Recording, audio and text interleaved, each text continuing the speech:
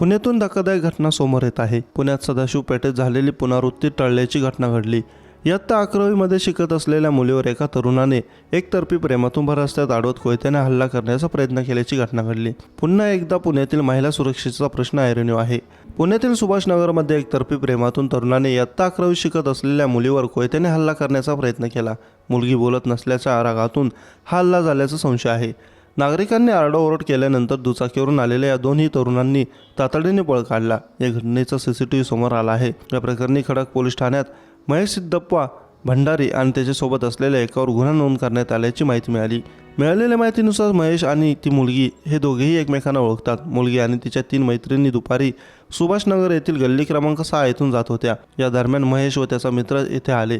महेशकडे कोयता होता। त्याने झालेल्या वादातून त्या मुलीवर हल्ला करण्याचा प्रयत्न केला, मात्र तिथे असलेल्या नागरिकांनी हे पाहताच आरडाओरड केला। त्यामुळे या तरुणांनी तिथून पळ काढला। त्यामुळे सुदैवाने मोठी घटना घडली।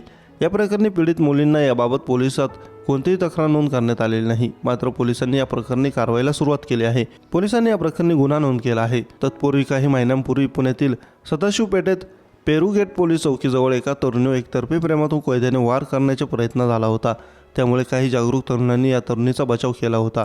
या प्रकरणी पोलिसांनी तातडीने आरोपी कारवाई केली होती, तर तरुणींचा बचाव करणाऱ्या तरुणांचं सर्वत्र कौतुक झालं आहे।